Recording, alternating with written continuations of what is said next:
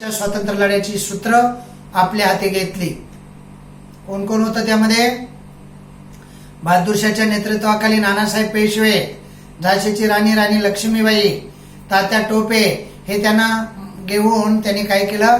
स्वातंत्र्य लढ्याची सूत्रे आपल्या हातात घेतली आणि त्याचाच परिणाम या स्वातंत्र्य लढ्यामध्ये हिंदू मुस्लिम बांधवांचं ऐक्य करण्यामध्ये झाला.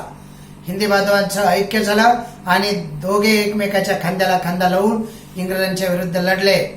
त्यामध्ये मौलवी अहमद उल्ला, कुंवर सिंह, मुघल सेनापती बख्त खान बेगम, नंतर बेगम हजरत महल, अनेक अनेक क्रांतिकारक आणि अनेक स्वातंत्र्य सेनानी म्हणा या लढ्यामध्ये अशा पद्धतीनं शूरवीर हे लोक या लढ्यामध्ये मोठ्या प्रमाणात आणि अत्यंत हिरिहिरीने म्हणा म्हणजे लढण्याच्या जिद्दीनं, प्रकर्षाने जिंकण्याच्या जिद्दीनं या युद्धामध्ये सामील झाले, या लढ्यामध्ये सामील झाले, या उठावामध्ये सामील झाले. या स्वातंत्र्य समरामध्ये सावरकरांच्या भाषेत सांगायचं झालं तर या स्वातंत्र्य समरामध्ये सामील झाले असं म्हणायला सुद्धा काही हरकत नाही. इंग्रजांच्या ताब्यातील प्रदेश जर आपण पाहिला तर जवळजवळ काही भाग जर सोडला, मध्य भारत, गुजरातचा काही भाग आणि काश्मीरचा म्हणजे दिल्लीकडचा थोडासा भाग आणि पूर्वेकडची राज्ये खास करून यामध्ये सामील झालेले नव्हते. संपूर्ण भारतभर याचं लोण पसरलेलं होतं. हजरत महल ही एक बेगम हजरत महल, तिनं सुद्धा फार मोठी कामगिरी या लढ्यामध्ये बजावली. त्यांनी विविध ठिकाणाचे उठावाचे नेतृत्व वेगवेगळ्या लोकांनी विविध ठिकाणी केलं. दिल्ली, कानपूर, लखनौ, झाशी ही याची केंद्रस्थानं, या उठावाची केंद्रस्थानं होती. पश्चिम बिहारमध्ये सुद्धा उठावाचं स्वरूप अतिशय उग्र स्वरूपाचं, बिहारमधून सुद्धा प्रचंड मोठ्या प्रमाणात हा उठाव झालेला आपल्याला दिसतो. या उठावाचं नेतृत्व अनेक लोकांनी वेगवेगळ्या ठिकाणी केलेलं दिसतं. आपल्याला नंतरचा पुढचं शीर्षक, पुढचं आर्टिकल पाहिजे भीमोड. भारतीय इंग्रजांशी प्राणपणाने लढले. यामध्ये सैनिक कोण कोण होतं बघा? एक सैनिक होते, दुसरे होते जमीनदार, राजे होते, संस्थानिक होते, सेनापती होते, जनता होती. हिंदी सैनिकांच्या नियोजित वेळापूर्वीच उठाव सुरू झाला.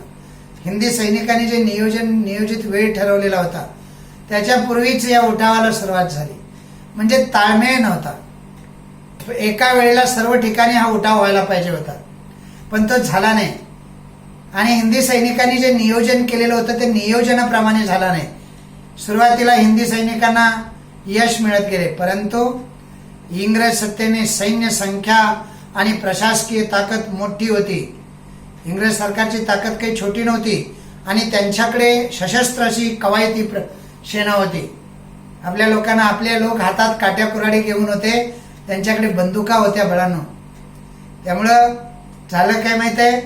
इंग्रज सैन्य संख्याही वाढवली इंग्रजांनी आणि सेनाही मोठी होती. इंग्रजांनी उठावाचा बिमोड करण्यासाठी साम दाम दंड भेद, कळतं काय?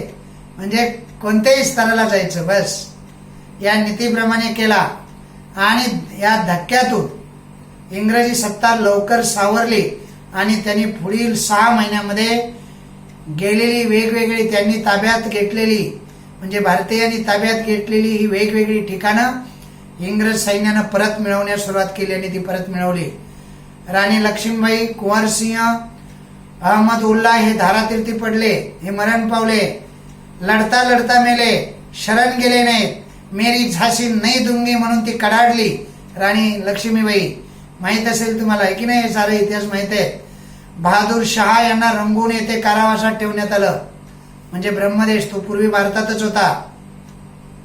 नानासाहेब आणि बेगम हजरत महल यांनी नेपाळमध्ये आश्रय घेतला, ते इथून नेपाळला गेले. तात्या टोपे 10 महिने इंग्रजांशी एकटेपणाने लढत राहिले. शेवटी फितुरीमुळे तात्या टोप्यांना पकडण्यात आलं. तात्या टोपे इंग्रजांच्या हाती लागले, त्यांना फासावर जावं लागलं.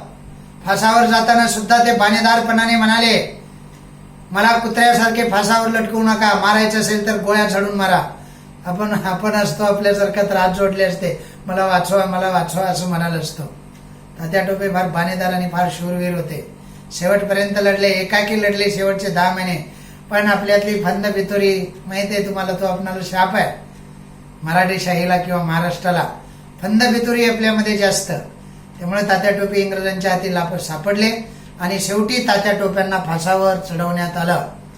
अशा पद्धतीनं अशा रीतीनं 1857च्या अखेरपर्यंत इंग्रजांशी काय झालं, इंग्रजांनी हा लढा कठोरपणे मोडून काढला, लढ्याचा बिमोड केला.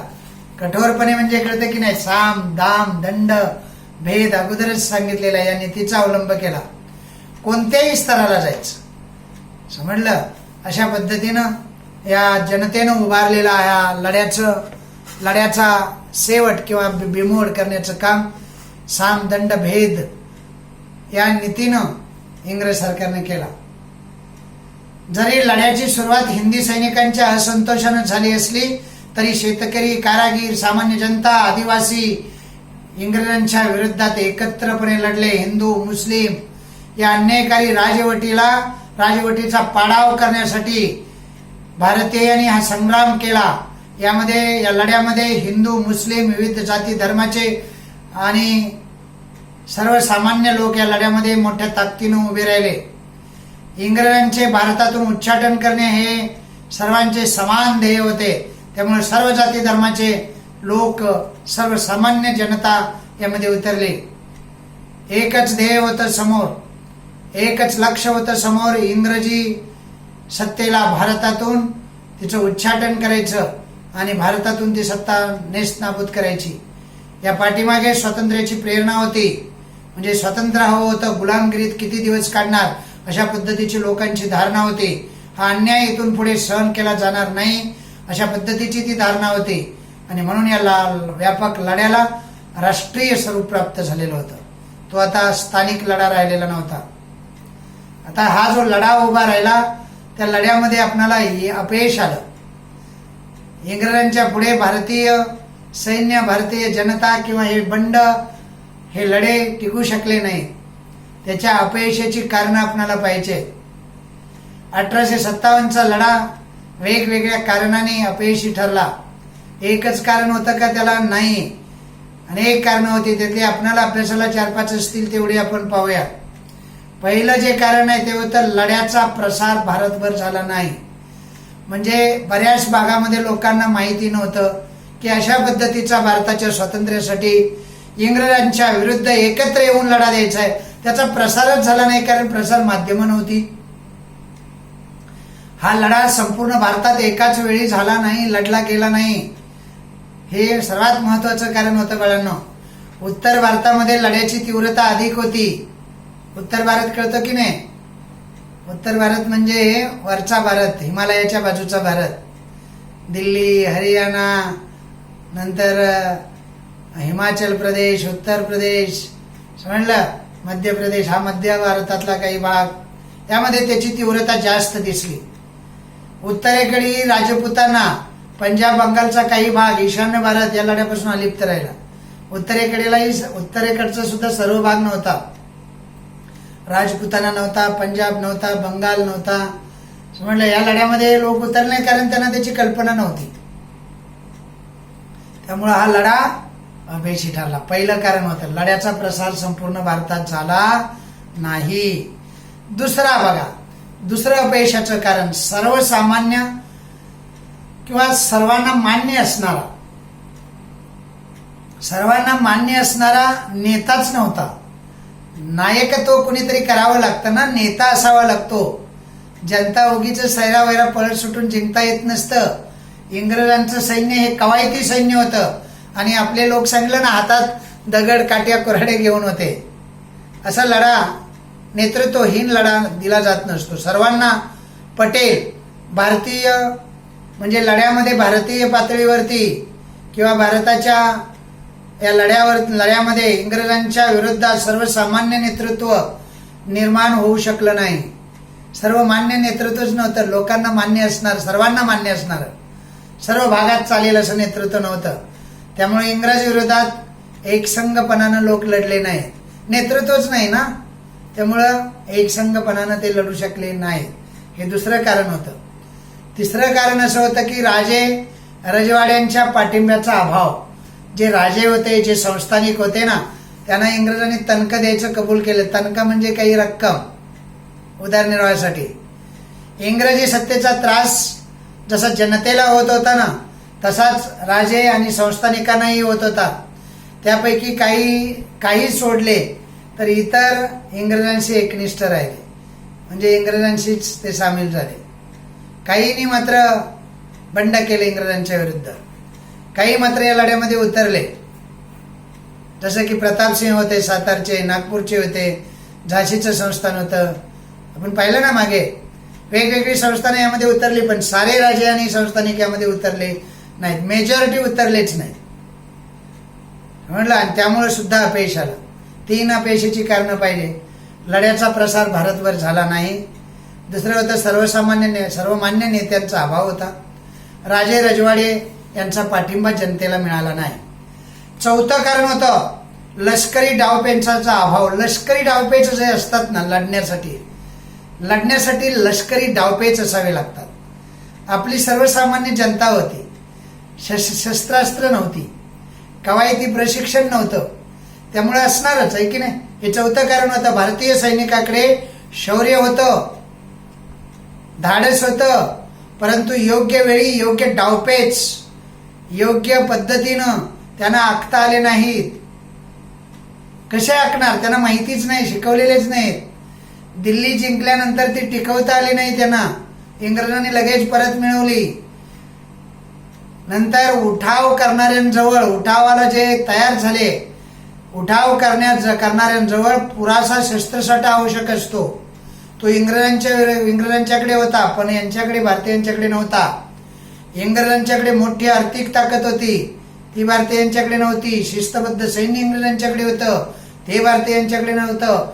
अद्ययावत शस्त्रास्त्र होती, अनुभवी सेनानी होते, युद्धाचं प्रशिक्षण घेतलेले सेनानी होते. आणि मग हे सर्व त्यांच्या बाजूने असल्यामुळं त्यांच्या हालचाली जलद गतीनं वाढत होत्या. दूरसंचार जे होतं, म्हणजे कम्युनिकेशन ज्याला म्हणतात, ते सुद्धा त्यांचं स्ट्रॉंग होतं. आपल्याकडे काहीच नव्हतं, कुणाला कसं कळवणार, नाही का. भारतीय सैनिकांचा यापुढे निभाव लागला नाही. लढाया या केवळ शौर्यावर लढल्या जात नसतात, तर त्या सैनिकी डावपेचावर लढल्या जाव्या लागतात, तर जिंकल्या जातात. नुसतं सैन्य किती आहे आणि किती धाडशी आहे याला काय अर्थ नसतो, किती शूर आहे. त्यांच्याकडे शस्त्रास्त्र पाहिजे, डावपेच पाहिजे, अद्ययावत अशी शस्त्रास्त्र पाहिजे. ती शस्त्रास्त्र नव्हती आणि डावपेचही नव्हते. हे चौथं कारण आहे. पाचवं एक कारण आहे, तुम्हाला आहे की नाही मला माहित नाही, तेही सांगतो तुम्हाला. आंतरराष्ट्रीय परिस्थिती जी असते ना, आता तुम्ही चीनच्या वेळेला बघितलं, भारताच्या बाजूने सर्व राष्ट्र उभा राहिले, जवळजवळ सर्व राष्ट्र. इस्रायल होतं, रूस होतं, अमेरिका होती, इटली होती, जर्मनी होती, ऑस्ट्रेलिया होती. समजलं, हे सारे भारताचे, म्हणजे अनुकूल परिस्थिती भारताच्या बाजूची होती. तशी त्यावेळेला आंतरराष्ट्रीय परिस्थिती इंग्रजांना अनुकूल होती, भारतीयांना अनुकूल नव्हती. म्हणजे इंग्रजांचं रशियाशी सुरू असलेलं क्रिमियन युद्ध नुकतंच समाप्त झालेलं होतं. त्यामध्ये इंग्रजांचा विजय झाला होता.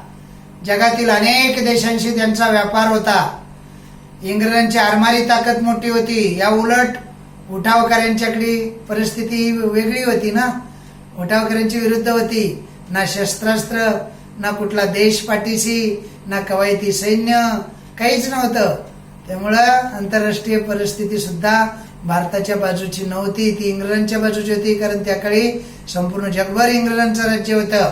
आणि अशा पद्धतीनं ही 5 कारणं वेगवेगळी आपल्या या 1857च्या उठावाच्या अपयशाची कारणं म्हणून गणली गेली. ती तुम्हाला माहीत असली पाहिजे. पहिलं होतं लढ्याचा प्रसार भारतभर झाला नाही, सर्वसामान्य किंवा सर्वमान्य नेत्यांचा अभाव, राजा राजवाड्यांचा पाठिंबा मिळाला नाही, आणि लष्करी डावपेचांचा अभाव, आणि 5वा पहिला आंतरराष्ट्रीय परिस्थिती अनुकूल नाही. समजलं. अशा पद्धतीनं हा लढा लढला गेला, पण शेवटी अपयश आलं. आता त्याचे परिणाम काय झाले पाहिजे, उठावाची कारणं, उठावाचे परिणाम समजलं? हे आपण पाहिले. आता आपल्याला पाहायचंय काय?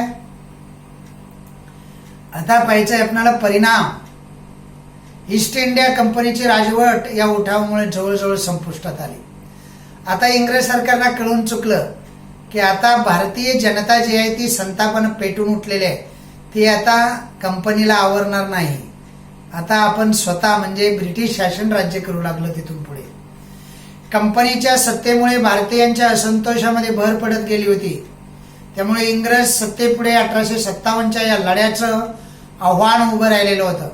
या लढ्यानं एक प्रचंड आव्हान इंग्रज सत्तेपुढे निर्माण केलेलं होतं. लढा साधा सुद्धा नव्हता. इंग्रज सत्ता हादरून गेलेली होती, त्याची जाणीव इंग्लंडच्या राणीला झालेली होती. आता इथून पुढे कंपनीच्या माध्यमातून राज्य करणं शक्य नव्हतं. आणि असं वाटल्यामुळं 1857 साली ब्रिटिश पार्लमेंटने कायदा केला आणि कायदा करून ईस्ट इंडिया कंपनीची राजवट बरखास्त करून टाकली आणि गव्हर्नर जनरल हे पद भारतामध्ये पहिल्यांदाच निर्माण केलं. लॉर्ड कॅनिंग हा शेवटचा गव्हर्नर होता आणि पहिला व्हाईसराव ठरला. समजतंय तुम्हाला? म्हणजे कंपनीची राजवट बरखास्त केली, गव्हर्नर जनरल हे पद जाऊन व्हाईसराव हे पद आलं. म्हणजे गव्हर्नर जनरल पदवी जी होती ती गेली. आता व्हाईसराव आला आणि त्यानुसार लॉर्ड कॅनिंग हा शेवटचा गव्हर्नर आणि पहिला जनरल किंवा व्हाईसराव. तसेच भारतीयाविषयी कारभार करण्यासाठी भारत मंत्री हे पद इंग्लंडच्या शासनात निर्माण करण्यात आलं. इंग्लंडचं सरकार होतं ना ब्रिटनमध्ये, त्यांच्यामध्ये एक भारत मंत्री असायचा. म्हणजे भारताचा कारभार त्याच्याकडे त्यानं बघायचा बराचसा. त्यानं राणीला जबाबदार राहायचं, राणीला त्यानं रिपोर्ट करायचा. अशा पद्धतीचं एक पद निर्माण करण्यात आलं. आणि मग 1857च्या उठावाला थोडंसं थोपवण्यासाठी, पुन्हा अशा पद्धतीचा उठाव होऊ नये यासाठी राणीनं एक जाहीरनामा काढला. त्याला राणीचा जाहीरनामा असं म्हणतात. इंग्लंडची राणी, तिचं नाव आहे व्हिक्टोरिया, हिने भारताला उद्देशून एक जाहीरनामा काढला आणि त्या जाहीरनाम्यामध्ये भारतीय आमचे प्रजाजन आहेत असा उल्लेख केला. नंतर वंश, धर्म, जात किंवा जन्मस्थान यावरून प्रजाजनामध्ये भेद करणार नाही असं आश्वासन दिलं. वंशावरून भेद नाही केला जाणार, धर्मावरून भेद नाही केला जाणार किंवा जातीवरून, जन्मस्थानावरून भेद केला जाणार नाही अशा पद्धतीचं आश्वासन दिलं. शासकीय नोकऱ्या देताना गुणवत्तेवर दिल्या जातील असंही आश्वासन दिलं. म्हणजे ज्याच्याकडे गुणवत्ता आहे त्याला शासकीय नोकऱ्या दिल्या जातील. धार्मिक बाबतीत कसलाही हस्तक्षेप केला जाणार नाही असं त्या जाहीरनाम्यामध्ये राणीनं सांगितलं. संस्थानिकाशी केलेले करार सारे पाळले जातील असा संस्थानिकांना सुद्धा भरोसा दिला. कोणत्याही कारणासाठी कोणतंही संस्थान खालसा केलं जाणार नाही अशी ग्वाही या जाहीरनाम्यामध्ये देण्यात आली. आणि मग पुन्हा हा जाहीरनामा राणीनं दिल्यानंतर भारतीय जे लष्कर होतं पुन्हा एकदा त्याची पुनर्रचना करण्यात आली. लष्कर जे होतं पुन्हा एकदा त्याची उभारणी करणं गरजेचं वाटलं राणीला. कारण 1857 मध्ये या सैनिकांनी मोठा उठाव केलेला होता. त्यामुळं राणीला असं वाटलं की या सैनिकांची रचना जी आहे ती आता आपण बदलली पाहिजे. तिनं पुनर्रचना करण्याचं ठरवलं. सैनिकांच्या या तुकड्या होत्या ना, त्या तुकड्या साऱ्या त्यांचं स्वरूपच बदलण्याचं ठरवलं. इंग्रजी सैन्याचं प्रमाण वाढवण्यात आलं आणि भारतीय सैन्याचं प्रमाण अर्थातच कमी होणार. इंग्रजी सैन्य वाढल्यानंतर महत्वाची जी ठिकाणं होती ना ती इंग्रजी अधिकाऱ्यांच्या नेमणुका करण्यात आल्या. त्या ठिकाणी तोफखाना हा पूर्ण इंग्रज अधिकाऱ्यांच्याच ताब्यात, ते भारतीयांच्या ताब्यात नाही. भारतीय सैन्याने बंड केलं तर तोफखाना त्यांच्या ताब्यात जाईल म्हणून इंग्रजी सैन्य त्या तोफखान्यावर इंग्रजी अधिकारी बसवण्यात आले. इंग्रजी लष्करी तुकड्यांचा जातवार विभागणी करण्यात आली. म्हणजे रामोशांची, म्हणजे महारांची, मराठ्यांची, आदिवासींची असे जातवार करण्यात आले. भारतीय सैनिक एकत्र येऊन इंग्रजी सत्तेच्या विरुद्ध उठाव करणार नाही अशी काळजी घेण्यात आली. आता इथून पुढे इंग्रजी सैन्य आणि जनता एकत्र येऊन कोणत्याही प्रकारचा उठाव होणार नाही याची काळजी या इंग्रज राजवटीने घेतली. धोरण हे झाले लष्करातील बदल. आता धोरणामध्ये बदल काय झाले बघा. इंग्रजांची जी धोरणं होती, भारताच्या सामाजिक आणि धार्मिक बाबतीत हस्तक्षेप न करण्याचं धोरण इंग्रजांनी स्वीकारलं. आता इथून पुढे सामाजिक आणि धार्मिक बाबतीत रूढी परंपरा चालीरीती सण उत्सव यामध्ये कोणत्याही प्रकारचा हस्तक्षेप केला जाणार नाही अशा पद्धतीने इंग्रजांनी आश्वासन दिलं. त्याचबरोबर भारतीय समाज सामाजिक दृष्टीने एकसंघ होणार नाही याचीही काळजी त्यांनी घेतली. त्याची काळजी घ्यायला सुरुवात केली. का? कारण हा एकसंघ समाज जर राहिला तर तो कधी ना कधी आपल्या विरोधात उठेल. भारतीयामध्ये जात धर्म वंश प्रदेशा कारणावर नेहमी संघर्ष निर्माण होतील. एकमेकाविषयी भारतीयांच्या मनामध्ये द्वेष, त्यांची मतं कुलुषित होतील, द्वेष मत्सर त्यांच्या मनामध्ये निर्माण होईल अशी काळजी इंग्रज सरकारने घेतली आणि असं सामाजिक धोरण त्यांनी स्वीकारलं. वरनं सांगितलं तुमच्यामध्ये आम्ही हस्तक्षेप करणार नाही, पण प्रत्यक्ष मात्र प्रत्येक गोष्टीमध्ये हस्तक्षेप करण्याचं धोरण ठेवलं. त्यामध्ये त्यांचं एक धोरण गाजलेलं, फोडा आणि राज्य करा. फोडा आणि झोडा नीती म्हणतात त्याला. म्हणजे जातीमध्ये भांडणं लावून द्यायची, धर्मामध्ये भांडणं लावून द्यायची, समजलं, वंशामध्ये परंपरेमध्ये भांडणं लावून द्यायची आणि मग राज्य करायचं. यांची भांडणं बघत म्हणजे यांची भांडणं लागली ते कमकवत होतात आणि मग आपण राज्य करायला मोकळे. अशा पद्धतीनं 1857च्या या स्वातंत्र्य लढ्यामुळे इंग्रजी राज्यसत्तेला संघटित विरोध केला पाहिजे हे भारतीयांना वाटू लागले. 1857चा हा स्वातंत्र्य लढा भारतीयाच्या स्वातंत्र्य चळवळीचे काय होते? प्रेरणास्त्रोत. म्हणजे प्रेरणास्त्रोत ठरलं. त्यावरूनच भारतीय चळवळीला बळकटी आली. भारतीय चळवळी पुन्हा जोमानं उभ्या राहिल्या आणि सतत भारतीय चळवळी इंग्रजांच्या विरुद्ध लढत राहिल्यामुळे 15 ऑगस्ट 1947ला आपण स्वतंत्र झालो. अन्यथा हे शक्य नव्हतं. अशा पद्धतीनं हा जो लेसन आहे, हा जो पाठ आहे, तो पाठ या ठिकाणी संपतो. या ठिकाणी संपलेला आहे. तुम्ही तो वाचायचा, नीट वाचायचा. नंतर स्वाध्याय काय बघायचं, काय दिलाय तो स्वाध्याय सोडवायचा आणि त्यातले काही प्रश्न म्हणजे सकारण स्पष्ट करा, थोडक्यात उत्तरे द्या, हे मोठे प्रश्न असतात ते पाठ करायचे बाळांनो. धन्यवाद.